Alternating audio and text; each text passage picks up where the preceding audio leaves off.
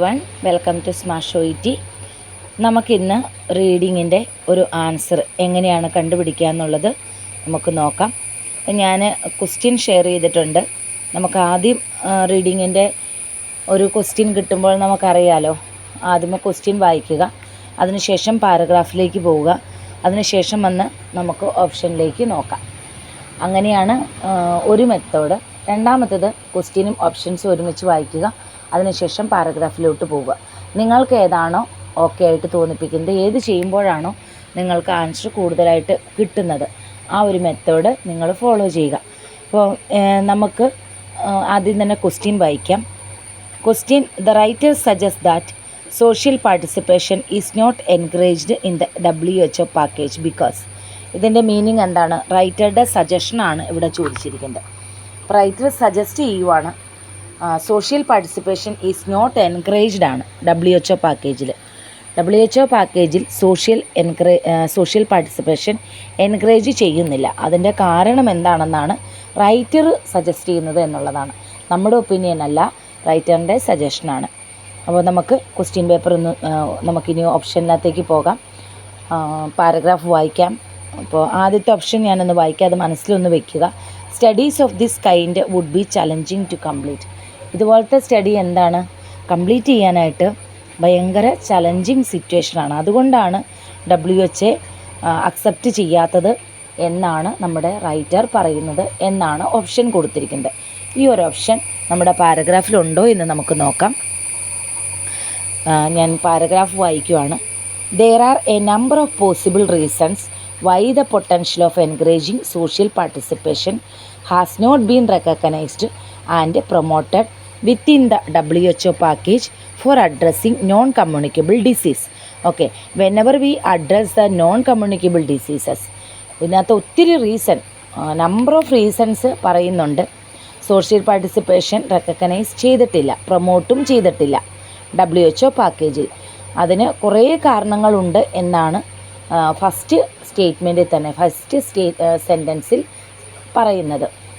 ഇതിൽ നമുക്ക് ചലഞ്ചിങ് ആണ് കംപ്ലീറ്റ് ചെയ്യാനായിട്ട് എന്നുള്ളൊരു ഓപ്ഷൻ ഇല്ല. നമുക്ക് രണ്ടാമത്തെ നമുക്കൊന്ന് വായിക്കാം, ഓപ്ഷൻ ഒന്ന് വായിക്കാം.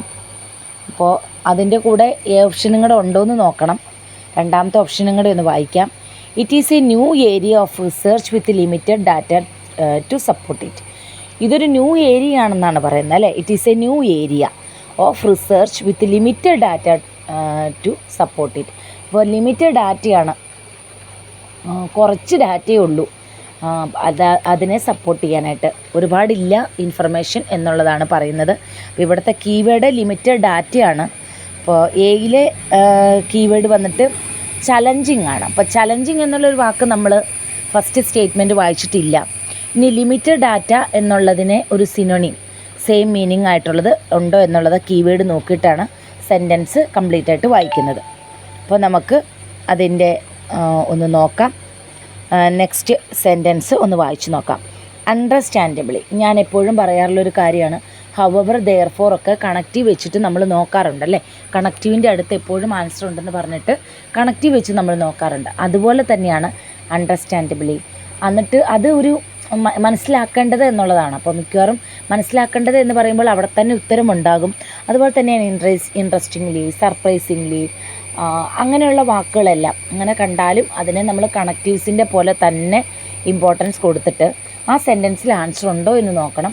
ചിലപ്പോൾ ഉണ്ടാകും, 99% ഉണ്ടാകേണ്ടതാണ്. ചെറിയ കാരണങ്ങളാലേ ഉണ്ടാവാതെ പോകുള്ളൂ.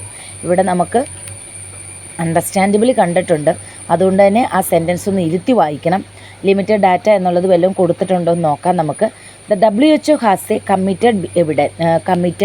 Commitment to evidence based policy making.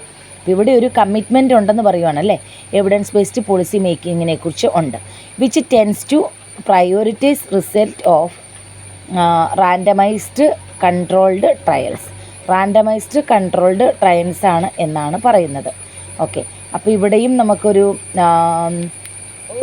നമ്മുടെ ആദ്യത്തെ ചലഞ്ചിങ് ആയിട്ടുള്ളൊരു വാക്കോ ലിമിറ്റഡ് ആയിട്ടോ ഒന്നും നമ്മൾ കണ്ടില്ല.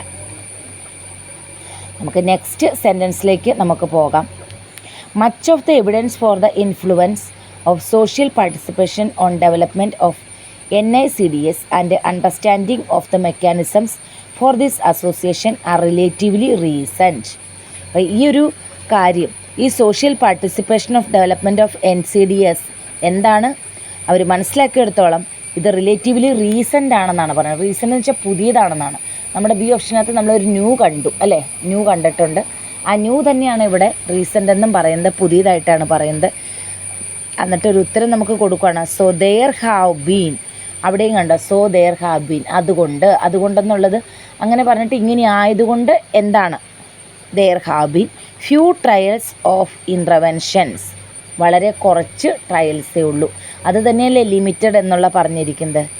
അത് തന്നെയാണ് few trials of interventions. Recent ആണെന്നും അവരവിടെ കൊടുത്തിട്ടുണ്ട്. റീസെൻ്റ് എന്ന് പറയുമ്പോൾ നമുക്ക് കണ്ടു ന്യൂ ഏരിയ ആണ് എന്നുള്ളതാണ് റീസെൻ്റ് എന്നുള്ളത് വരുന്നത് റിസർച്ചിൻ്റെ. അതുപോലെ തന്നെ ലിമിറ്റഡ് ഡാറ്റ എന്നുള്ളതിനെയാണ് ലിമിറ്റഡ് ഡാറ്റയേ ഉള്ളൂ സപ്പോർട്ട് ചെയ്യാനായിട്ട് എന്നുള്ള വാക്കാണ് ഫ്യൂ ട്രയൽസ് ഓഫ് ഇൻ്റർവെൻഷൻസ് എന്ന് വന്നിരിക്കുന്നത്. Few trials is equal to എന്താണ്, ലിമിറ്റഡ് ഡാറ്റയാണ്. Recent is equal to new ആണ് അല്ലേ. അപ്പോൾ നമുക്ക് ബി ആണ് നമ്മുടെ ഓപ്ഷനായിട്ട് വരുന്നത്. കൃത്യമായിട്ട് അവിടെ ആ സെൻറ്റൻസിനകത്ത് ആൻസർ കൊടുത്തിട്ടുണ്ട്. അതുകൊണ്ടാണ് റൈറ്റർ സജസ്റ്റ് ചെയ്യുന്നത് ഈ WHO ഇതിനെ പ്രൊമോട്ട് ചെയ്യാത്തതിൻ്റെ കാരണം ഇതൊരു ന്യൂ ഏരിയ ആണ്. അതുമാത്രമല്ല വലിയ ഡാറ്റയൊന്നുമില്ല, ലിമിറ്റഡ് ഡാറ്റയാണ്, വളരെ കുറച്ച് ഇൻഫർമേഷൻസേ ഉള്ളൂ, ഫ്യൂ ട്രയൽസേ ഉള്ളൂ, അല്ലാതെ അതിനകത്ത് ഒരുപാടില്ല. അപ്പോൾ കുറച്ച് മാത്രം ട്രയൽസ് ഉണ്ട്, ലിമിറ്റഡ് ഡാറ്റ ആണെങ്കിൽ ആരെങ്കിലും സജസ്റ്റ് ചെയ്യുമോ? ഇല്ല. അതിന് വേണ്ട ഇനഫ് ഡാറ്റ ഉണ്ടാകണം. ഇവിടെ ഇനഫ് ഡാറ്റ ഇല്ല. അപ്പോൾ നമ്മുടെ ഓപ്ഷൻ നമുക്ക് ബി ആണ് റൈറ്റ് ആൻസർ ആയിട്ട് കിട്ടുന്നത്. ഇനി നമുക്ക് സിയും ഡിയും കൂടെ ഉണ്ടോ നിങ്ങളുടെ കൂടി ഒന്ന് നോക്കാം. സി ഓപ്ഷൻ ഒന്ന് നമുക്ക് വായിച്ചു നോക്കാം. They have an obligation to focus on areas that promote profits. അവർക്കൊരു ഒബ്ലിഗേഷൻ ഉണ്ടോ, ഒരു എഗെയിൻസ്റ്റ് ആയിട്ട് അവർക്ക് എന്തെങ്കിലും ഒബ്ലിഗേഷൻ ഉണ്ടോ എന്നുള്ളത് നമുക്ക് നോക്കാം. ഇവിടം വരെ ഒബ്ലിഗേഷൻ ഒന്നും പറഞ്ഞിട്ടില്ല. It is also difficult to standardize such interventions for trials and they are likely to be context dependent. However, എന്നിരുന്നാലും അടുത്തത് പറയുവാണ്, because an intervention has not been trialed does not mean that it may not be effective. അതുകൊണ്ട് വീണ്ടും നമ്മുടെ ബീനെ തന്നെയാണ് അവർ support ചെയ്യുന്നത്. ശരിക്കും trial ചെയ്തിട്ടില്ല എങ്കിൽ എന്താണ് സംഭവിക്കുക? അത് എഫക്റ്റീവ് അല്ല. അപ്പോൾ അത്യാവശ്യത്തിന് ട്രയൽ നടത്തി അതിൻ്റെ ഒരു ഗുഡ് റിസൾട്ട് കണ്ടാലാണ് WHO അതിനെ സപ്പോർട്ട് ചെയ്യാൻ പറ്റുള്ളൂ. അപ്പോൾ അതുകൊണ്ടാണ് that may not be effective എന്ന് പറയുന്നത്. ആവശ്യത്തിന് ട്രയൽസ് നടത്തിയില്ലെങ്കിൽ അത് ഗുണപ്രദമായിരിക്കില്ല. അത് തന്നെയാണ് നമ്മുടെ ഡെയിലി ലൈഫിലും നമ്മൾ നോക്കിയാൽ മതി. ഇപ്പോൾ നമ്മൾ എന്തെങ്കിലും ഒരു കാര്യം ചെയ്യാനായിട്ട് പോവുകയാണ്, അതിന് ഇപ്പോൾ ഒരു സ്റ്റിച്ചിങ്ങിന് തന്നെ നമ്മൾ കൊടുക്കുക.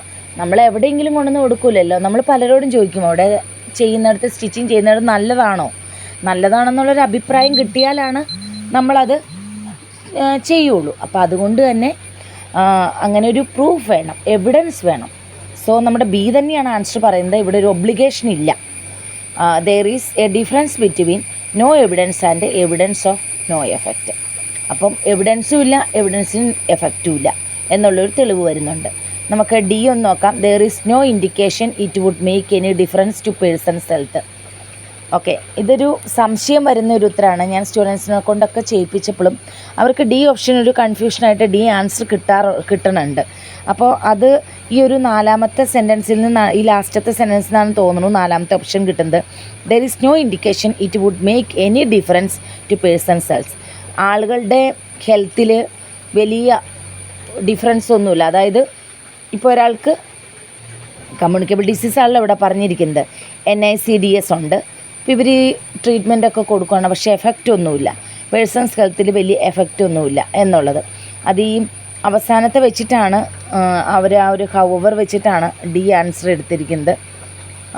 പക്ഷേ there is a difference between no evidence and evidence of no effect ആണ്. അത് ഒരാളുടെ ഹെൽത്തിൽ നിന്ന് അവർ പറഞ്ഞിട്ടില്ല. എവിഡൻസിൽ വലിയ വ്യത്യാസമൊന്നുമില്ല എന്നേ പറഞ്ഞിട്ടുള്ളൂ. ഹെൽത്ത് എന്നുള്ളത് അവർ സ്പെസിഫൈ ചെയ്തിട്ടില്ല. അതുകൊണ്ട് തന്നെ ഡി നമുക്ക് കുറച്ച് കൺഫ്യൂഷൻ ഉണ്ടാക്കിയാലും ഡി അല്ല. ബി അവിടെ കൃത്യമായിട്ട് കൊടുത്തിട്ടുണ്ട് എല്ലാ രീതിയിലും. So B is the right answer. എങ്ങനെയാണ് ആൻസറിലോട്ട് വന്നതെന്ന് മനസ്സിലായിട്ടുണ്ടാവുമല്ലോ. അപ്പോൾ ഈ ഒരു വീഡിയോ നിങ്ങൾക്ക് ഹെൽപ്ഫുള്ളാണെന്ന് വിചാരിക്കുന്നു. നെക്സ്റ്റ് വീഡിയോയിൽ കാണാം. Thank you so much.